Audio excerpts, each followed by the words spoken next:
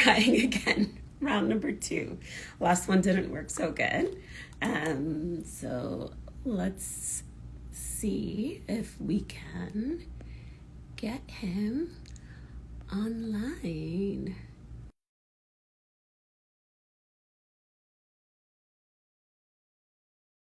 Again. So once again, hi everyone. I just want to check because I have my headphones on. Can everyone hear me okay? I know my voice is off, but that's just migraine day 3 nonsense. Just want to be sure you can hear me clearly.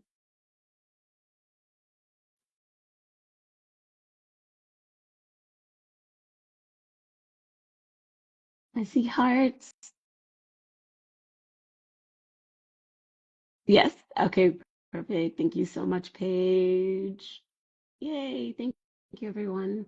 Okay. So we're just trying to wait for our lovely guest. So he is in Uganda. So sometimes there's a little bit of a lag on internet. So please be patient. As soon as I can get him on, I will get him on. And again, it says he's unable to join. Technology. Okay, I'm gonna try one more time.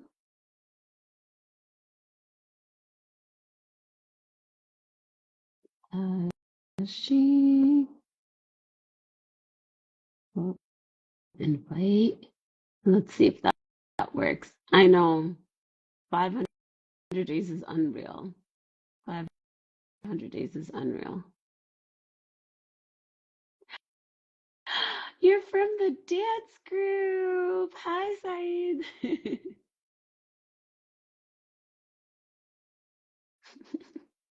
Oh, I love that so much. Oh, I hope you're going to be coming next year. We'd love to have you.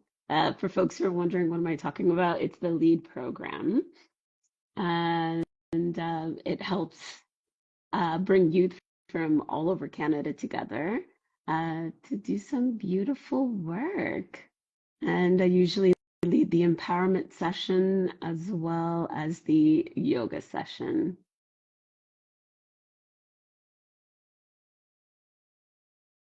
Oh, and Quentin, that is 100% what I would love to see. Uh, I am all for indigenizing because that's actually the way that we end up decolonizing, right? Like that's actually what we mean when we say decolonizing. Okay, wait. We might have the connection, maybe. Oh, Oh my God, yes. there we are. Oh wow, you know what it was? It was the VPN. I needed to put the VPN on, it turns out. Okay, There's a word got it. about it, yeah. I was like, and I had to turn mine off. Well, I'm not sure if I had to, but I was like, okay, let me try turning mine off and see if that actually like helps fix the Mm, problem. no, you know what? I think it was my fault, mate. I'm in a place where I don't even have that much internet, but we could try, right? And we could see Yeah. what we. How are you to see it? I hope you're well. Alhamdulillah, alhamdulillah. I'm as good as I can be with the lived reality as all of us. And can I say I'm so excited because we're actually cousins and that just like Yeah, yeah. That's the funniest way we found out, right? Through 23andMe. I was yeah. going through and then I saw your face. I was like, wait a minute, I know that person. And then that's when I was like, dude, this is you. I took a screenshot, sent it to you. By the way, you can't run away from it. We're cousins, mate, and Exactly. We're family. I'm so mm, excited. So wait, yeah. hold on. I still need to know if it's like maternal or paternal. Like, So, do you know which oh, tribes? Do you I, know I, which? I, I, I don't, but you Hmm put if you, I don't want to say this really, I really don't, but like since 23andMe does like XY chromosomes in terms of the maternal and hmm right? So and it must be maternal, must be from our mother's side that we found it. Must be. True. Yeah, because Um, my mom's side is Nasiriya, Baghara. oh wow, I never knew that. My mom's side is Jumaiya, and Jumaiya, eh. in Omdurman, Misriya also, with the Nice. Okay. and Darfur areas. if I got that right. Yeah, No? yep, Yeah, yep. yeah, yeah. You And so did. that instantly shows you the connection in terms of Oh the yeah. cross. Yeah, And this culture. is why, like, anytime I meet a Sudanese person, I'm like, that's my cousin. And Yeah. everyone's like, oh, are they actually? I'm just like, probably. Well, we've all been on the same line, just mixing in and out, to be honest. Exactly, Not thing. exactly. All So can right. I want to first say thank you so much for the work that No, you are doing. like, And yeah, like I finished watching your interview a little while ago, like maybe a couple hours ago when I first posted it. And I just felt like there was still so much more that needed to be of said that course, wasn't said. of course. And I know they usually have a direction of how they Dude, want things to go. it's not even that. It's you have 5 minutes to encapsulate It's everything that is happening in just not Sudan. No, possible. Yeah. it's not. I have to make a sound effect, and even a sound effect isn't good enough. It's too much. It's too much. But no, sorry, I cut you. You were saying?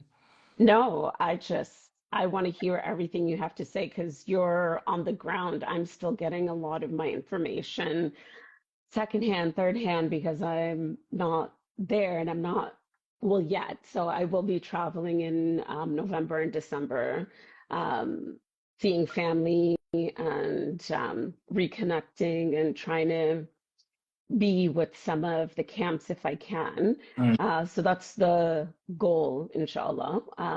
We'll see how that all pans out. mm. But in the meantime, update us like what's been going on, what have you been seeing, what's been happening? Right. Right. So I'm now in Uganda. I've been traveling East Africa for the past month. Next week or in 2 weeks' time, I should be in Juba in South Sudan, Hmm. Rwanda. And the aim of the game here is to essentially map out and see the Sudanese that have been really affected by this. Hmm. Because let's be honest, I've had enough of, or we've all had enough of listening to Yeah. too many voices and the rhetoric from there. And because of the massive disconnect, we haven't found um, I don't want to say the right voices, but rather the legitimacy of the voices that are being raised Hmm. um, is, is really concerning. I don't genuinely believe that everybody wants this war to continue. So I had to go out and see it for Hmm. myself, meeting those who have actually been affected and hurt as well. We've come into 500 days from this, and after 500 days, we can see the incompetence of the army, saying that they were supposed to, like the RSF being the genocidal militia maniacs of SAF that they are. And both of these essentially being controlled by the Kazan, by the Islamist forces. But on the ground, the people, they don't care about the politics. They, No, they do, of course not. Yes, but not. but not to the point where they're like, holy shit, like we need this war to continue, right? Yeah. So as I'm going around, it's so expensive for people to live. So number one, let's try to map out the different kind of Sudanese who have escaped to different countries, right? So you got the Sudanese in Egypt. The vast majority of those who fled the war from Khartoum and I'm neighboring states to about it. to take notes just so Oh, I I, also have my I can go on for ages. I have a sheikh who plays the violin, who I'm traveling around East Wow, Africa, trying to heal people mashallah. with music and a message from there. It's blowing my mind. I love Um, that. hopefully I can share a few things. Yeah. Um, so going around, number one, people don't have enough money for them to be able to even like cope and live. Think about the rent, think about the food prices, think the fact that most people can't get a job, and so they have to still rely on international remittances, from family members elsewhere or around the place. And because of that, in terms of sustaining themselves, it's nearly impossible. Yeah. Um, and let's break it down a bit further. So in East Africa, these countries, Kenya, Uganda, South Sudan, Rwanda. it's taken different war refugees over the generations. What's very interesting to see is the different split between the communities of the Mm. Sudanese who have escaped Sudan through the different generations. Okay. So the South Sudanese splitting from the Darfur generation, splitting now from the Khartoum generation, Hmm. and essentially lack of coming together, of unity, because hey, you weren't speaking up for Yeah. me or being with me when it was happening in our country. Now that people in Khartoum and these areas have escaped, why do you think we should welcome you with open arms, kind of thing? And that is a tough reality that for the Sudanese who have for better for most of its better parts have been kinder to its neighbors, to Hmm. the country. I say kinder, but that doesn't necessarily mean true. It's tough to see that, and it's tough for them to kind of encapsulate that and to absorb all of that, to be like, oh wow, we may actually be the bad guys. We're part of the system, we're part of the problem. We may not even get that help and support that we really want to. And then you got this constant continued cycle of a, it's hard to find jobs. B, in Sudan already as it is, to speaking English wasn't really was a thing more, The upper reserved for class. people Yeah. that Oh, upper yeah. class. Exactly. And now you're going into East Africa where most people speak English, Mhm. as a secondary language, with Swahili on top.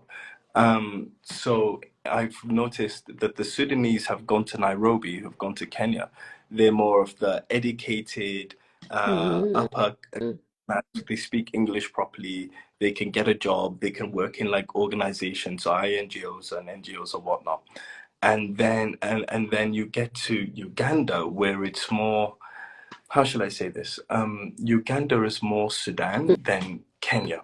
Got it. Kenya Got is it. more Kenya is neoliberal light. It's Mhm. it's it's trying to be much like the West, and I guess those from Sudan who are more allured, or allure to that Western lifestyle would be more allured to Kenya and Nairobi. Um, and then you have the ones who don't want the prestigiousness, the concrete buildings. They want to be outside in, the open, the social. Yeah. Uh, that's Uganda, and that Okay. has that kind of palm trees feeling, more in the nature, Hmm. and more together. I'm yet to find out about Juba and the other countries as well. And then you get Egypt, and Egypt is essentially, where do we start with Egypt? Uh, That's okay. So I'll say right now, I have Mm, a good chunk of my family who's there, right. and Same. that's just it's been a shit show, like to say the least. It's been a shit show. You know what I mean? And knowing on how the Sudanese are being treated in Egypt, these past few months or since the wars really began, and it's just been getting worse and worse and worse. Yeah. As I'm traveling here in East Africa, dude, it's completely different. Everybody looks like me. I look like everybody, and it's one of those ones where you already feel welcome within the region. Hmm. There's a better chance of you um your ambitions up. Yeah, but the problem is A, you have to find the right contacts. B, you got to be well versed in the English language already, or Hmm. at least understanding of it.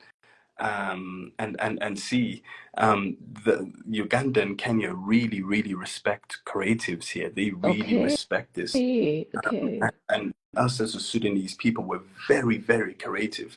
And seeing that creativity, that Sudanese creativity flourish in East Africa, in Nairobi, in Uganda, allowing them to, you can get a creativity visa or creative visa or something.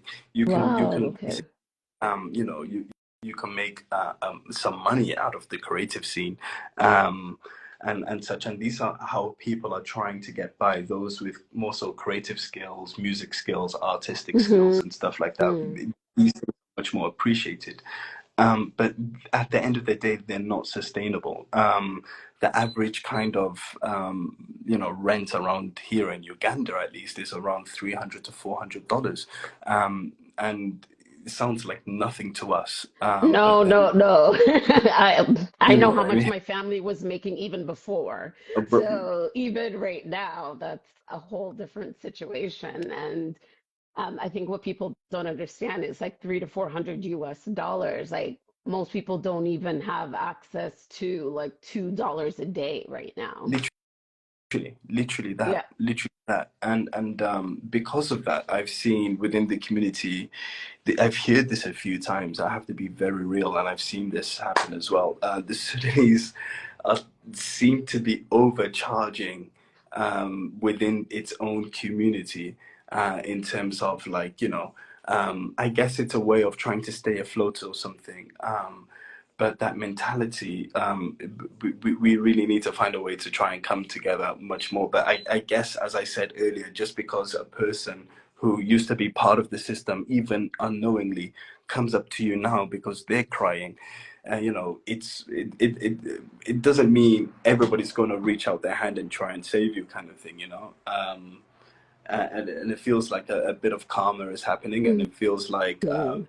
being displaced, especially around these parts, feel a bit of that, and they're like, you know what, let's kind of like try to move on with our lives. But Mhm. everyone I'm talking, the moment they're like, if it's safe, they'll go back home. Yeah. But one interesting question really came to me today from one of the people I was talking to. And this person said to me, it really got me thinking. It's like, if they said it was safe tomorrow and we can go back and everything is completely fine and calm, and all the bullets are silent and you can go back to Sudan and such, um, the the question is, whose will you find in the country? What does that mean? Um, Say you've gone back home, everything is perfect. There's no more guns. The guns are Mhm. silent. No unnecessary killings. But the next day, right? They say to you, "Hey, can you forget everything that's happened in the past 5 years?" Either either you have to forget and never talk about everything that's happened in the last 5 years, 20 years include Darfur, 30, 40 years if you include the other civil wars. You can never talk about them again. And if you do, we'll either kill you or we'll imprison you up forever. What would you do? What would your response be? You miss home so greatly and dearly, but at the same time now you have people, you don't know whether when you wake up the next day you're going to live under the very same thing that got you, that got everything spiraling out of control. And I've talked to a few people, and they've had their regrets. Let's be honest. They were like, Mhm. we shake up some people's nests that we weren't supposed to during the revolution, where there is something happening. Did something happen to us in consequence because we touched something we shouldn't have touched? The Sudanese people are very like, yani yahlelum. They just want basic things. They want Yeah. education, they want healthcare, they want food security, and they want accommodation. And these are the very most foremost basic things. We can think security and whatever later, Mhm. but these kind of the four things that they really want. And Yani, that's what they've always wanted and have been fighting for. Now, um, imagine if a person said they will give you all of that, but you have to stay silent about what's happened. It would be biologically impossible for you to be silent about it. You would Too remember much your body. has Yeah, happened. Too much has too much, happened. way too Yeah. much happened. And so that's what's stopping some people from just like literally, even though everybody wants to go home, they really do. There's this thing that's just stopping them, knowing that if they were to go back, it's a whole different country, it's a whole different people, it's not going to be the same as it was before, and they have to accept that and get used to that. This war had a real chance of ending in the first 90 days, in the first 3 months. That has gone. We are now looking at a situation where essentially, um, people We're need to looking at understand. Syria. Honestly, like that's the closest More comparison than that that. I can think of that. Yeah, but that's like just like the closest modern example I can think of. But there's, I think it and I think it will go way more than that. oh, I think we're 100%. looking at the splitting of the country Oh, straight. yeah. And, you know, let's be honest. The RSF have announced 2 days ago that they're planning to make a government in Khartoum because they've captured that kind of territories and such. And so what we're seeing, and now I'm talking about this kind of level. I'll come back down to this level, and I'll show you how it all interlinks. And then something that happened 400 years ago Hmm. that literally links everything in together. The crazy part is that on the upper level, the Sudanese revolution it scared the elites of the world and everything. So it's a counter-revolutionary war that we're seeing. But Yeah. on another level, it's also a proxy because essentially a paramilitary force or a militia has a massive arm behind it that continues this war. At the same time, it's civil because it's brother versus brother, sister versus sister. At the same time, it's climate environmental. Oh, I've been thinking 100%. this is literally the 10 plagues that God sent down onto Pharaoh when it came to Moses. Oh, yeah. This, It's literally that. It's the famine. yep, It's the blood. It's yep, the dams busting. Or yep, it's the locusts. Whatever it is, imagine it's happening. yeah. I've been one of those who've been very, very advocating when it comes to the side of the climate, Hmm. going against this not only the Sudanese people but everybody, and especially in times when you're supposed to have a robust government. If say for example, in our country we have hella rivers, all right, okay, one long river, but we've got other rivers No, as but it, well. like, Yeah, it has its yeah. waterway, right? Yeah. And the unfortunate thing is they need maintenance. You Yep. need engineers who are able to see these things. If you don't have maintenance, what Oh, essentially no. what we saw yesterday was the collapse of a dam. And that's just stage one. That's just part one of the heavy rains that's happening and floodings. This floodings, yes, every time this year. That's completely normal. But right now, those floodings would come from the Nile banks. So the Nile banks would flood up and it would flood the land. But what we're seeing is heavy rain. So Heavy. the heavy rains It's have come and pouring have in. pouring in. Like funny enough, South people are like, bul bus, bul bus. Okay, But Mabruk. It literally bul just right now. It literally just bul rain right now. You've prayed for this to happen. Mabruk. And it's unbelievable. And then we still have on the bodies. I'm sure you might have seen yeah. or have seen the news that some bodies were charred that they found within the floodings. That's Oh. because of the mineral deposits and the cyanide and the dangerous chemicals from the gold mining operations that have been done over the years, that have been Mm. and into water levels that have literally affected decomposed flesh or flesh of people. That's just a little part there. The climate part, the other part of the climate. Oh my good God! I said to you something about 400 years ago. Yo, we may have been in this war for 400 years. We may have been going through climate change and the desertification of the Sahara that has forced nomads and farmers over the centuries to literally battle over in our country. When you look at Sudan and you break it down into the different climate zones and look at its topography, you got hot, arid in the top, or hot cool or something, and then hot arid in the middle, and then you've got savanna jungles and more and more. And with each different levels of climate, you have different levels of fertility, of things that can grow, of arable land. Hmm. And over the centuries, the arable land has actually been decreasing. Mm. Eventually, if you open a satellite map of Sudan, if you go Gadarif, Hmm. from Gadarif state, you will see there's this like grayish looking kind of band that goes through the middle of Mm. Sudan and then it curves Mm. up and then Yep. it goes into Darfur Kida. This is Eurasia. I don't know that. If you read a book called Tropic of Chaos. It came out in 2011. Essentially, what it discusses in this book, I haven't fully read it, but my mates have told me that there's the equator, and Hmm. then you've got the Tropic of Cancer and the Tropic of Capricorn. Yep.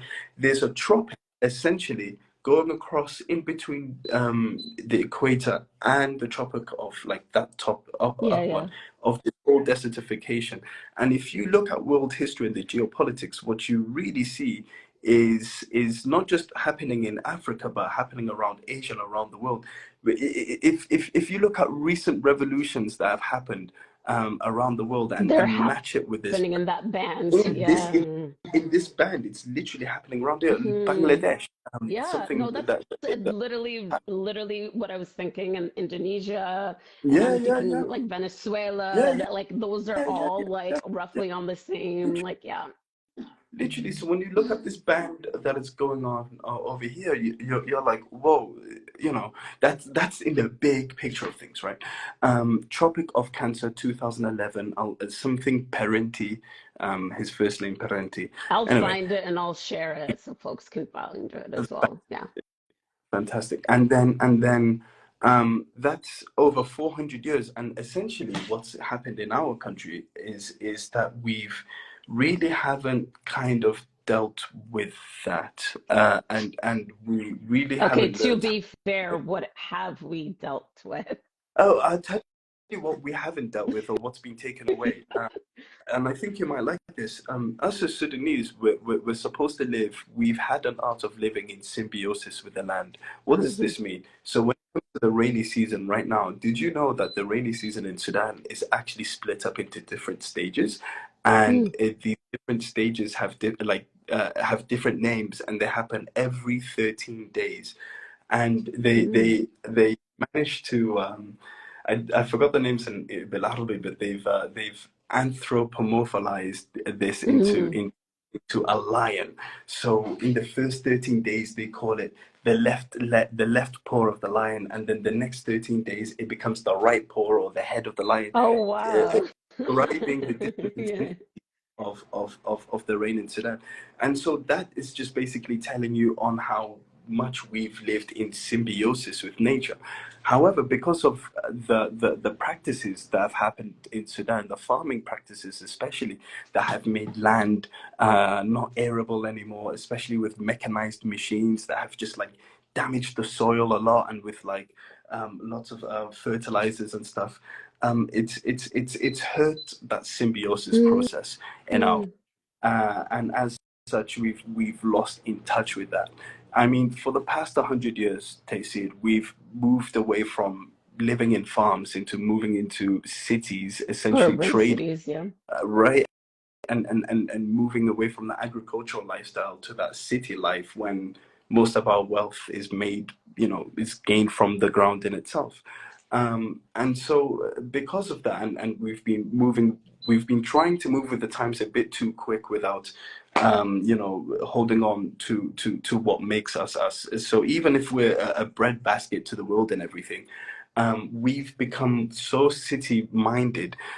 We've started to use not we've started to be more exploitative in our language. Mm. We're all guilty, believe it or not. So like, you know how we say Sudan is the breadbasket of the world. It can feed everywhere and it has all the resources, and whoever has it, yeah, oh my God, there, it's amazing. Dude, that's already an extractive mindset within ourselves for these resources, and we're like, we'll give it out to the world. The way you treat your house is how foreigners and outsiders will treat your house. And the way we've treated Exactly. it has not been in a sustainable manner for us to even Mm-hmm. do things correctly. Heck, did you know? And the deeper you go into, say, not only just the land's history, right, but say the current state, 1956 state of Sudan, the Mm-hmm. state that so many Sudanese people, including myself, have such a strong attachment to, but at the same time do have this thing in our heads that we do not want to look into our state's crimes. Looking into the crimes of the state and what it has done will help us actually free us from going forward. Casey, did you know in 1984 and the 1980s, Michael Jackson made a song called "We'll Save the World" and everything because Oh, there was a yep, yep. famine I in Ethiopia, remember. Yep, right? yep, The, yep, the famine in Ethiopia and there was a famine yep. in Sudan. Did you know that famine was completely man-made? We've had the ability and the resources. We grew these things, um, and it was enough to fill out for everyone. However, what happened? Those resources were then exported to Saudi Arabia and to other Arab nations. And did you know, I have to be careful on this one, but apparently a human being needs around 100 kg of maize a year to be able to survive, right? Mm. Um, Sudan exported 5 million kilograms of that maize. If so, let's do the math. Yeah. About 500,000 people died. If there was 5 million kgs of maize and you divide that by 100, which is how much a person needs, you get 500,000 deaths. That was completely avoidable. That was a completely man-made famine. There was 2 million that died in Ethiopia, 500,000 or even more in that happened in Sudan. I need to double check, but essentially what I'm trying to Yes. say was the daily intake of It's food one in was one. Yeah, it's one in one.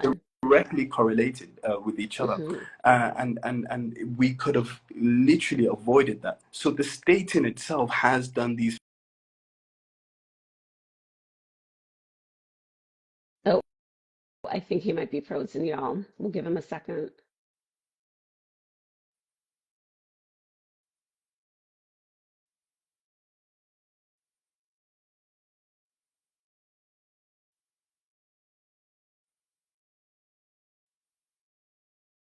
We'll give him one more minute. And then I might have to reboot.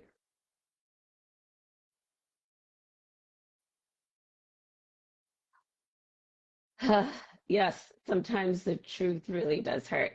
And I'll say this with all of y'all now. This really just speaks to the importance of decolonizing and decolonization because at the end of the day, like everything that's been shared so far speaks to the fact that what we have been doing is so unsustainable. And what we've basically been doing has been killing ourselves. So colonialism, capitalism, imperialism, all of the things that we've deemed as progress have really just lined the pockets of those who will not face the consequences of those actions because they are so safeguarded in their little bubble. And so the more that we continue on this path, the more we're essentially going to like self-destruct, right? Like we are setting ourselves up to fail. We are setting ourselves up to become completely unsustainable and not have a home, not have food, and not have any of the things um, that will allow us to continue and survive. And a lot of it comes from the fact that we are so short-sighted. A lot of these corporations, a lot of these entities are just thinking about filling their pockets today. They're not worried about what happens 3 generations from now, 7 generations from now. And a lot of us don't even have that mindset either, right? We're thinking about so much of the immediate, and I'm even thinking about right now with what's going on with just even the elections. So many folks are so embedded in the urgency of what's happening right now, forgetting the trickle down domino effect of where it ends up taking us. So I'm going to log off and I'm going to come back on just to give him a chance to reboot his Wi-Fi so we can continue this conversation. I will be reposting this, but I will be back in 2 minutes.